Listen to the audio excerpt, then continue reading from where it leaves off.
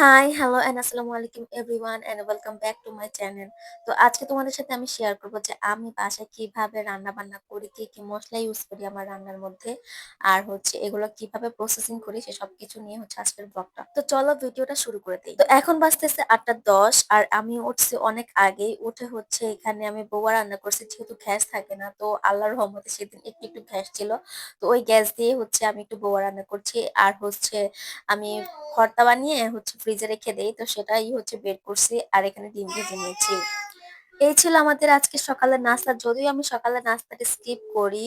তো এখানে মানহাকে আমি ডিম সিদ্ধ দিয়েছি। কারণ ও সকালবেলা ডিম সিদ্ধ খেয়ে রেডি হয়ে তারপর স্কুলে যায়। তো এখন ওর স্কুলের যাওয়ার টাইম হয়ে গেছে। ওর বাবার সাথে স্কুলে যাবে। তো এর মধ্যে ওদের বিদায় দিয়ে দিয়েছি। আর বিদায় দেওয়ার পরে আমি এখন যেই জামা কাপড়গুলো দেখতেছো সেগুলো গুছাই নিব। পাশাপাশি বেডটাও ক্লিন করছি। আর ফ্লোরও ঝাড়ু দিয়ে দিচ্ছি। তো এই সবকিছু করে আমি চলে যাব আমার নেক্সট কাজে। তো এরপরে আমি কিছু জামা কাপড় ছিল ভিজিয়েছিলাম সেইগুলো ওয়াশ করছি, দেন আমি নিজে শাওয়ার নিয়ে নিছি। আর এই সব কিছুর মধ্যে সময় কেটে গিয়েছে। আর এর মধ্যে এখন বাজতেছে ৯টা ৫৩। আর এখন আমি মানহার স্কুলে চলে যাব মানহাকে নিয়ে আসার জন্য। তো এর মধ্যে আমি মানহাকে স্কুল থেকে নিয়ে আসছি। আর স্কুল থেকে এসে সে শুয়ে পড়ছে আর জরি ফিতা দিয়ে খেলতেছে। আর ও জানি না কেন ক্যামেরার অ্যাঙ্গেল যদি ওর সামনে নেই ও ওইটারে সরায় ফেলে। তো যাই হোক, এখন তোমাদের দেখাবো যে মানহাকে নিয়ে আসার সময় আমি ওর ব্যাগে করে কি কি নিয়ে আসছি।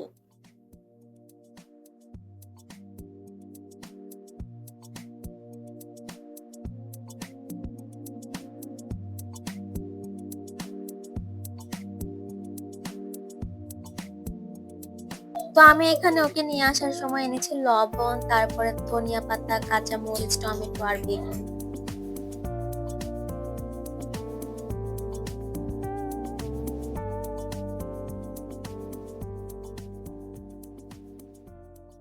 তো দুষ্টামি ফাজলামি করার পরে আমি মানহাকে এখানে গোসল করিয়ে নিয়ে আসছি। আর ও এখানে গোসল করে এসে আঁকাআঁকি শুরু করে দিছে। তো তোমাদের একটা কথা জানাই দেওয়ার, সেটা মানহা কিন্তু খুব বড় মাপের আর্টিস্ট। তো যাই হোক, ওকে এখন আমি খাবার খাওয়াবো। আর খাবার খাওয়ানোর পাশাপাশি আমি এখানে ইলেকট্রিক চুলাতে আমার যে রান্না বান্না করছিলাম গত রাতে সে রান্নাগুলো গরম করে নিই। যদিও এর আগে আমি কখনো ইলেকট্রিক চুলায় হাতও লাগাই নাই, বুঝিও নাই ব্যাপারে আমি কিছু, তো আমার কোনো আইডিয়া নাই। তো এভাবেই প্রথম আমার একটু আনইজি লাগছে। তারপর আস্তে, আস্তে ঠিক হয়ে গেছে। তো এখন সম্পূর্ণরূপে বুঝতে পারি যে কিভাবে কি করলে কিভাবে কি হবে।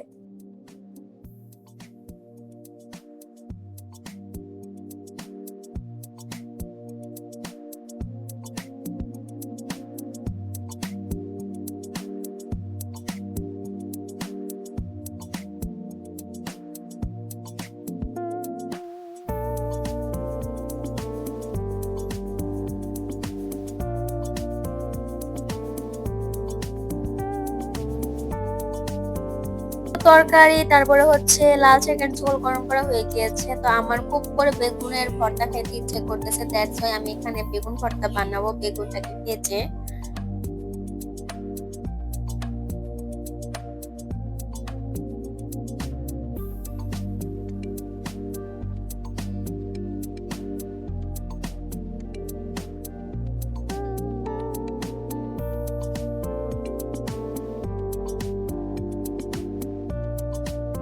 তো লাস্টলি এখন আমি ভাত বসাই দিচ্ছি। আর এর মধ্যেই আমি অফ ক্যামেরাতে বেগুনের ভর্তাটাও বানিয়ে ফেলবো। তো ফাইনালি আমি বেগুনের ভর্তাটাও বানিয়ে ফেলছি। এখন ভাত হওয়ার অপেক্ষার, ভাত হলে আমি কাপুস কুপুস করে ভাত খাবো, কারণ অনেক সময় হয়েছে। আর যেহেতু প্রপার ডায়েট করতে পারি না, যেমন ধরেন যেগুলো ডায়েটের জন্য দরকার সেগুলো আমি কখনোই পারি না, তার জন্য আমি একবেলা ভাত খাই, কারণ ভাত ছাড়া আমার কোনো গতি নেই। তো যাই হোক, ওখানে ভাত হতে থাক আর এখানে আমি পেঁয়াজ আর রসুন কেটে নিব, কারণ এগুলোই হবে আমার রান্নার যে প্রথম মসলা সেটা। আর এখন এগুলো কেটেও নিয়েছি অফ ক্যামেরার মাধ্যমে। তো এখন এসব কাজ করতে করতে আমার ভাতও হয়ে গিয়েছে। আর এখন বাজতেছে 12টা 48। আর এখন আমার ভাত খাওয়ার টাইম, মানে টাইম না, আমার অনেক জোর খিদা লাগছে আর এই জন্য আমি ভাত খাবো এখন। তো যাই হোক, প্রথমে এখানে আমি শাক আর ভর্তা দিয়ে ভাত খাবো। আর এই গরম ভাতের সাথে দেখবেন ভর্তা তারপরে শাক, এই জিনিসগুলো না অনেক বেশি মজা লাগে। তো খাওয়া দাওয়া শেষ করে আবারও আসতেছি।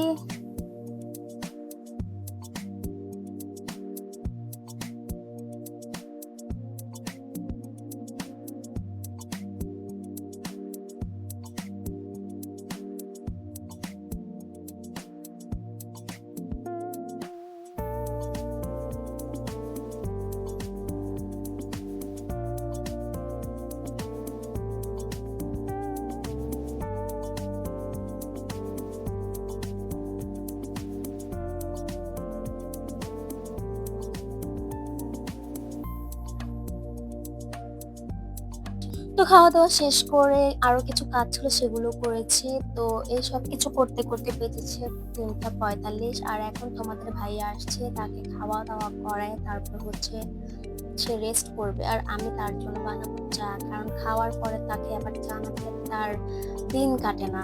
তো যাই হোক এখন যাবো চা বানাতে। তো চা হওয়ার পাশাপাশি এখানে আমি ফ্রোজেন যে আদা, তারপর হচ্ছে পেঁয়াজ আর আলাদা করে রসুন এগুলো হচ্ছে গতকালকে কেটে ফ্রিজার করে রেখেছিলাম। আর ফ্রিজার করে রাখলে হয় কি জিনিসটা ব্লেন্ড করতে খুবই সুবিধা হয়, সময় কম লাগে। তো ওইগুলো এখন নামিয়ে রেখেছি। যখন পানিটা সরে গলে যাবে তখনই হচ্ছে আমি এই কাজগুলো করব, মানে ব্লেন্ডিং করব। আর তার সাথে নামিয়েছিলাম এই হাঁস, এটা গ্রাম থেকে আনছি আর যতটুকু পারছি ওইখান থেকে ক্লিন করে আনছি। আর বাকিটা এখন আমার ক্লিন করতে হবে। আর হাঁস ক্লিন করা যে কত ঝামেলার। আর এমনিতে গ্যাস নেই, আর গ্যাস না থাকলেও সমস্যা নেই, ইলেকট্রিক চুলা তো আছে। সব কথা সাইডে রেখে এখন চলে যাব মশলা বানানোর কাজে, যেটা হচ্ছে আমাদের আজকের ব্লগের মেইন থিম। তো যাই হোক এই মশলার জন্য প্রথমে যেটা লাগবে সেটা হচ্ছে জিরা। আর এই জিরাটা আমি তেল ছাড়া ভেজে নিব। আর তার পাশাপাশি লাগবে হচ্ছে গরম মশলা, তেজপাতা, পেঁয়াজ কুচি, রসুন কুচি। আর তার সাথে লাগবে হচ্ছে চাল।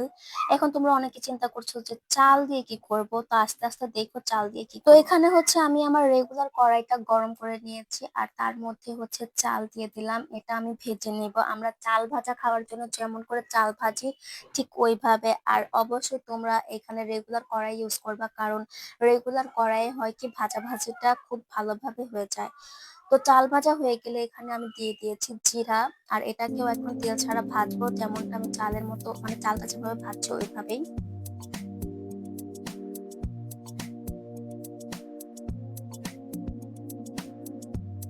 জিরা ভাজা হয়ে গেছে। আর জিরা ভাজা হওয়ার পরে এখানে আমি তেজপাতা প্লাস গরম মশলাগুলো ভেজে নেব, এটাও তেল ছাড়া ভাজবো।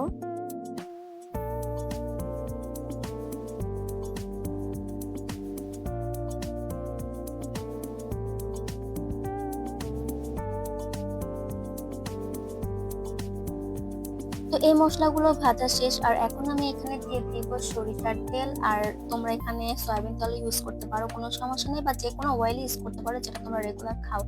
তো এর মধ্যে হচ্ছে এখন আমি দিয়ে দিয়েছি রসুন। আর এটা হালকা করে ভেজে নিয়ে দেন হচ্ছে পেঁয়াজটা দিয়ে দেবো।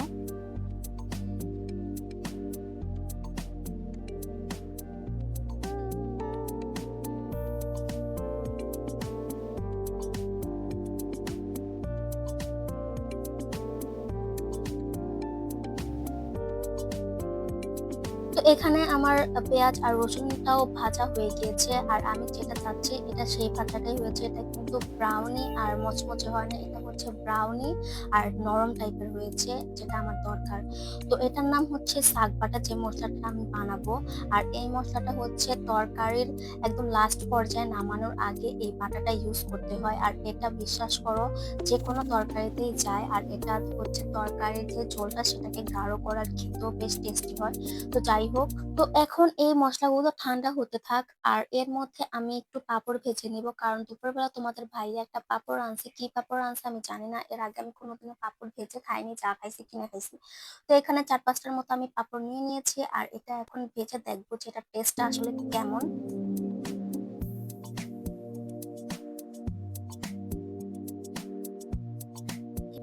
তো ফাইনালি পাঁপড় ভাজা ডান। আর এই পাঁপড় ভাজাটা অনেকটা মুগ ডালের একটা স্মেল আসছে, আই থিঙ্ক এটা মুগ ডালের। তো যাই হোক এখন চলে যাই হচ্ছে মশলার কাছে। আর এখানে আমি আদা রসুন পেঁয়াজ একসাথে মিলিয়ে আলাদা করে নিছি, মানে দুইটা ভাগ করছি, কারণ একটা এটা নর্মাল করে মানে ব্লেন্ড করব।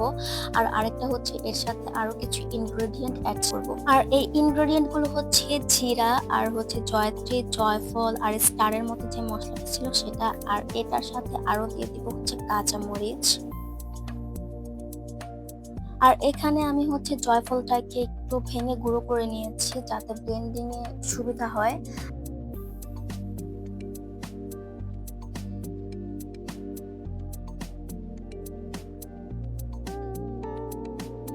তো তো এখানে আমি ১ম এ ব্লেন্ড করে নিব শাক। আর এটা হচ্ছে আমাদের মুন্সিগঞ্জের ভাষায় শাক বাটা বলে। মানে ব্লেন্ড করি কিন্তু নাম হয়ে যায় শাক বাটা। তো এটা হচ্ছে এখন ব্লেন্ড হয়ে গিয়েছে। আর এটা ব্লেন্ড করতে কিন্তু সময়ও অনেক লাগে। আর হচ্ছে এটা কিন্তু পানিও অনেক নেয়। কারণ এটা শুকনা মসলা আর এটার জন্য পানিটা একটু বেশিই লাগে। মানে চাল বাটতে গেলে যে পানিটা দরকার হয় ঠিক তেমনভাবে পানি এটার প্রয়োজন। তো এখানে হচ্ছে আমি মিহি করে শাকটা বেটে নিয়েছি। আর এরপরে হচ্ছে এখানে আমি ওই যে আরো ইনগ্রেডিয়েন্ট প্লাস করে যে মসলাটা করেছি সেটা ব্লেন্ড করে নিয়েছি। আর এটা নরমালি তেমন কোনো পানি লাগে না। তো জানি না তোমাদের ব্লেন্ডারে কেমন পানি লাগে, তবে আমার অতটা পানির দরকার হয় না, জাস্ট একটুখানি পানি দিছি। আর এটা একরকম হয়ে গিয়েছে। তো যাই হোক, এটাও আমি এখন বক্সে করে রাখবো। আর এখন বেটে নিব আলাদা যে মসলাটা রেখেছিলাম, মানে আদা রসুন পেঁয়াজ, ওইটাই হচ্ছে এখন ব্লেন্ড করে নিব। তো এটা হচ্ছে আমার লাস্ট বাটাবাটি। আর এগুলো হচ্ছে আমার ১০-১২ দিনের আর শাক বাটাটা আমি ১ সপ্তাহের মতো শেষ করব, কারণ শাক বাটা অত বেশি রাখা যায় না। তো আজকের বাটাবাটি ব্লেন্ডিং এর কাজ হচ্ছে এই পর্যন্তই। আর আমি রান্না বান্নার মধ্যে এগুলো ইউজ করি। আর ট্রাস্ট করো, এগুলো হচ্ছে খুবই ভালো। আর রান্নার স্বাদটা আরো বেশি বাড়ায় দেয়। তো ফাইনালি বাটাবাটি মানে ব্লেন্ডিং এর কাজ শেষ করে আমার যা যা দরকার ছিল সে সবকিছু শেষ করে এখন বাজতেছে ৮টা ১০। আর তোমাদের ভাইয়া এখানে মিট বক্স আর ফ্রেঞ্চ ফ্রাই পাঠাইছে। আর মিট বক্সটা অবশ্যই আমার জন্য, আর ফ্রেঞ্চ ফ্রাইটা হচ্ছে মানহামনির জন্য। তো এখন হচ্ছে আমরা এই নাস্তাটা করব। আর নাস্তা করার পরে হচ্ছে চলে যাব রান্নার কাজে।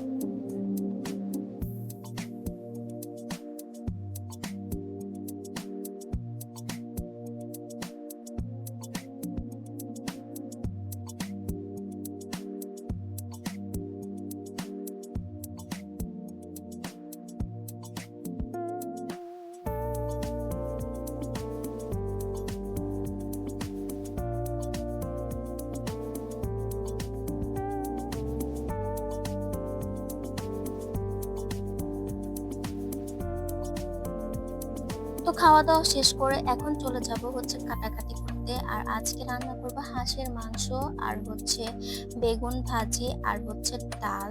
তো এই রান্নাগুলো করব, বাট এগুলোর একটাও তোমাদের সাথে আজকে আমি শেয়ার করব না, কারণ ভিডিওটা এমনিতে অনেক লং হয়ে গিয়েছে। তো এজন্য আর কোনো কিছু করব না।